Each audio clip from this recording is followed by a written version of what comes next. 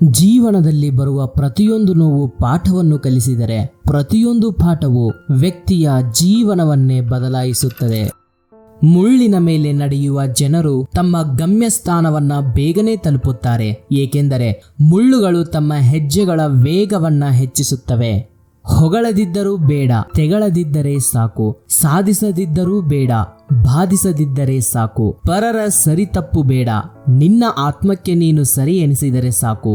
ಎದುರಾಳಿಯನ್ನು ಮಾತಿನಲ್ಲಿ ಬಾಯಿ ಮೇಲೂ ಮಾಡಿ ಗೆಲ್ಲುವುದಕ್ಕಿಂತ ಮೌನದಲ್ಲಿ ಸುಮ್ಮನಿದ್ದು ಗೆಲ್ಲುವುದು ಉತ್ತಮ. ಜೀವನದಲ್ಲಿ ಇರುವುದು ಎರಡೇ ದಿನ, ಒಂದು ಪರವಾದ ದಿನ, ಇನ್ನೊಂದು ವಿರುದ್ಧವಾದ ದಿನ. ಪರವಾದ ದಿನದಲ್ಲಿ ಅಹಂಕಾರ ಬೇಡ, ವಿರುದ್ಧವಾದ ದಿನದಲ್ಲಿ ತಾಳ್ಮೆ ಕಳೆದುಕೊಳ್ಳಬೇಡ. ಅಹಂಕಾರ ಬಾಳಿಗೆ ಶತ್ರುವಾದರೆ ತಾಳ್ಮೆ ಬಾಳಿಗೆ ಬೆಳಕು ಆಗುತ್ತದೆ. ನಮ್ಮ ಬದುಕೇ ಒಂದು ಹೋರಾಟ. ಈ ಹೋರಾಟದಲ್ಲಿ ನಾವು ಮಾಡುವ ಕಾರ್ಯವನ್ನ ನಾವು ಪ್ರಾಮಾಣಿಕವಾಗಿ ಮಾಡಬೇಕು. ಏನು ಆಗಬೇಕು ಅದು ಆಗೇ ತೀರುತ್ತದೆ. ಅದನ್ನು ತಡೆಯಲು ನಮ್ಮಿಂದ ಸಾಧ್ಯವಿಲ್ಲ. ಆಗುವುದೆಲ್ಲ ಒಳ್ಳೆಯದಕ್ಕೆ ಆಗುತ್ತದೆ. ನಿನ್ನ ಕರ್ತವ್ಯ ಶ್ರದ್ಧೆಯಿಂದ ಮಾಡು, ಫಲದ ಅಪೇಕ್ಷೆ ಬೇಡ. ಆತ್ಮ ಯಾವಾಗಲೂ ಅಮರ, ಅದಕ್ಕೆ ಸಾವಿಲ್ಲ. ಬರುವಾಗ ಮತ್ತು ಹೋಗುವಾಗ ನಮ್ಮ ಕೈ ಖಾಲಿ ಇರುತ್ತದೆ. ಕಾಮ, ಕ್ರೋಧ, ದುರಾಸೆ ಅನ್ನೋದು ಬೇಡ. ಸಂಶಯವನ್ನ ತೊಡೆದು ಹಾಕಿ. ಒಬ್ಬ ವ್ಯಕ್ತಿ ಶತ್ರುವೂ ಆಗಬಲ್ಲ, ಮಿತ್ರನೂ ಆಗಬಲ್ಲ.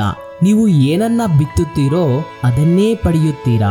ಗೌರವದಿಂದ ನಿಮ್ಮದಾಗಬೇಕೆಂದರೆ ಬೇರೆಯವರನ್ನ ಗೌರವಿಸಿ. ಕಾಣದ ಕೈಗಳಿಂದ ಸಾವಿರಾರು ಕುತಂತ್ರಗಳು ನಡೆದರೇನಂತೆ, ಮೇಲೊಬ್ಬ ಎಲ್ಲವನ್ನೂ ವೀಕ್ಷಿಸುತ್ತಿರುವವನು ನಿಮ್ಮ ಕಣ್ಣೀರಿನ ಎಲ್ಲ ಹನಿಗಳಿಗೆ ನ್ಯಾಯ ನೀಡುತ್ತಾನೆ. ಒಂಟಿಯಾದೆ ಎಂದು ಕೊರಗಬೇಡ. ಸೂರ್ಯನೂ ಒಂಟಿ, ಚಂದ್ರನೂ ಒಂಟಿ, ಆದರೂ ಜಗತ್ತಿಗೆ ಬೆಳಕು ನೀಡುತ್ತಿಲ್ಲವೇ? ಒಂಟಿಯಾದಾಗಲೇ ನೀನು ಏನು ಎಂದು ಅರ್ಥವಾಗುವುದು, ನಿನ್ನ ಸಾಮರ್ಥ್ಯ ಎಷ್ಟು ಎಂದು ತಿಳಿಯುವುದು. ಸೂರ್ಯ ಚಂದ್ರರಂತೆ ನೀ ಜಗತ್ತಿಗೆ ಬೆಳಕು ನೀಡುವುದು ಬೇಡ. ನಿನ್ನ ಬದುಕಿಗೆ ನೀನು ಬೆಳಕಾಗು ಸಾಕು. ಆಗ ನಿನ್ನ ಬದುಕೆ ಧನ್ಯವಾಗುತ್ತದೆ. ಯಾರು ಅವನನ್ನು ಅರಿತರೋ ಅವರು ಸರ್ವಥಾ ಶಾಂತಿಯನ್ನೇ ಅನುಭವಿಸುತ್ತಾರೆ. ಜೀವನದಲ್ಲಿ ಶಾಂತವಾಗಿರಲು ಎರಡು ಉಪಾಯ. ಮರೆಯಲಾಗದಂತಹ ವ್ಯಕ್ತಿಗಳನ್ನ ಕ್ಷಮಿಸಿಬಿಡು, ಕ್ಷಮಿಸಲಾಗದಂತಹ ವ್ಯಕ್ತಿಗಳನ್ನ ಮರೆತು ಬಿಡು. ಅಸ್ತಿತ್ವದಲ್ಲಿಲ್ಲದ ದೇಹ ಉಳಿಯುವುದಿಲ್ಲ, ನಿರಂತರವಾದ ಆತ್ಮ ಬದಲಾವಣೆ ಹೊಂದುವುದಿಲ್ಲ. ಈ ಎರಡರ ಸತ್ಯವನ್ನ ದ್ರಷ್ಟಾರರಿಂದ ಸ್ಪಷ್ಟವಾಗಿ ಗಮನಿಸಿ ನೋಡಲಾಗಿದೆ.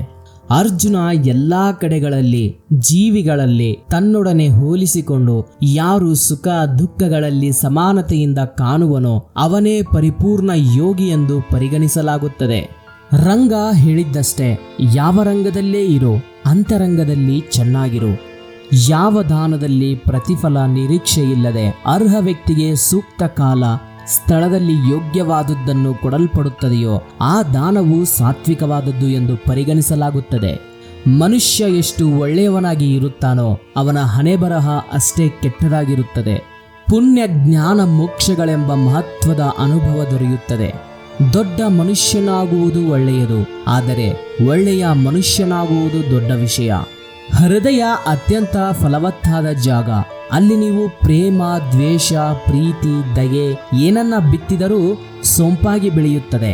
ಅದರಲ್ಲಿ ಬಿಡುವ ಫಲವನ್ನು ನಾವೇ ತಿನ್ನಲೇಬೇಕಾಗಿರುವುದು ಕಡ್ಡಾಯ. ಹಾಗಾಗಿ ಬಿತ್ತುವ ಮೊದಲೇ ಫಲದ ಬಗ್ಗೆ ಎಚ್ಚರವಿರಲಿ. ಮತ್ತೊಬ್ಬರನ್ನು ನೋಯಿಸುವ ಮೊದಲು ಯೋಚಿಸಿ, ಆ ನೋವು ನಿಮಗಾದರೆ ಹೇಗಿರುತ್ತದೆ ಎಂದು. ಜೀವನದಲ್ಲಿ ನೆಮ್ಮದಿಯಾಗಿರಬೇಕು ಎಂದರೆ ನಾವು ಇನ್ನೊಬ್ಬರ ವಿಷಯಕ್ಕೆ ಅನವಶ್ಯಕವಾಗಿ ಕಿವಿ ಕೊಡಬಾರದು. ಮತ್ತೊಬ್ಬರು ನಮ್ಮ ಬಗ್ಗೆ ಏನೇ ಮಾತನಾಡಿದರೂ ತಲೆ ಕೆಡಿಸಿಕೊಳ್ಳಬಾರದು. ನಮ್ಮ ಪಾಡಿಗೆ ನಾವಿದ್ದು ನಮ್ಮ ಜೀವನ ನಾವೇ ನಡೆಸಬೇಕು. ಸಂಬಂಧಗಳು ಕೈ ಕೊಡಬಹುದು, ಆದರೆ ದೇವರು ಕೈ ಬಿಡುವುದಿಲ್ಲ. ಯೋಚಿಸುವ ರೀತಿ ಸರಿ ಇದ್ದಾಗ ಕುಡಿಯುವ ಅಂಬಲಿ ಗಂಜಿಯಲ್ಲೂ ನೆಮ್ಮದಿ ಇರುತ್ತದೆ. ಕಂಡದ್ದನ್ನು ಬಯಸುವುದೇ ಕಾಮ. ಬಯಸಿದ್ದು ಸಿಗದಿದ್ದಾಗ ಉಂಟಾಗುವುದೇ ಕ್ರೋಧ. ಬಯಸಿದ್ದು ದೊರೆತರೂ ಇನ್ನಷ್ಟು ಬೇಕೆನ್ನುವುದೇ ಲೋಭ. ಇನ್ನಷ್ಟು ಸಿಕ್ಕಾಗ ಕೈಬಿಟ್ಟು ಹೋಗಬಾರದೆಂಬುವುದು ಮೋಹ. ಕೈಬಿಟ್ಟು ಹೋಗದೆ ತನ್ನಲ್ಲೇ ಉಳಿದಾಗ ತನ್ನ ಬಳಿ ಮಾತ್ರ ಇದೆ ಎಂಬ ಜಂಬವೇ ಮದ. ತನ್ನಲ್ಲಿರುವುದೇ ಬೇರೊಬ್ಬರಲ್ಲೂ ಇದೆ ಎಂದು ತಿಳಿದಾಗ ಉಂಟಾಗುವುದೇ ಮತ್ಸರ. ನಿಮ್ಮ ಬೆನ್ನ ಹಿಂದೆ 1000 ಮಾತನಾಡಿದರೆ ನೀವು ಗೆದ್ದಿದ್ದೀರಾ ಎಂದು ಅರ್ಥ. ಯಾಕಂದ್ರೆ ಅವರು ನಿಮ್ಮ ಎದುರಿಗೆ ನಿಲ್ಲುವ ಸಾಹಸಕ್ಕೂ ಕೈ ಹಾಕುವುದಿಲ್ಲ. ಬೆನ್ನ ಹಿಂದೆ ಮಾತನಾಡುವುದಕ್ಕಷ್ಟೇ ಅವರು ಯೋಗ್ಯರು. ಯಾವುದೇ ವ್ಯಕ್ತಿ ನಿಮ್ಮ ಹತ್ತಿರ ಬರಲು 3 ಕಾರಣಗಳಿವೆ: ಭಾವ, ಅಭಾವ ಮತ್ತು ಪ್ರಭಾವ. ಯಾರಾದರೂ ನಿಮ್ಮ ಹತ್ತಿರ ಪ್ರೇಮದಿಂದ ಬಂದರೆ ಅವರಿಗೆ ಪ್ರೀತಿ, ಗೌರವವನ್ನು ಕೊಡಿ. ಯಾರಾದರೂ ಅಭಾವದಿಂದ ಬಂದರೆ ಅವರ ಅವಶ್ಯಕತೆಯನ್ನು ತಿಳಿದುಕೊಳ್ಳಿ, ಅವರಿಗೆ ಸಹಾಯ ಮಾಡಿ. ಯಾರಾದರೂ ಪ್ರಭಾವದಿಂದ ಬಂದರೆ ಗೌರವಿಸಿ, ತಿರಸ್ಕರಿಸಬೇಡಿ.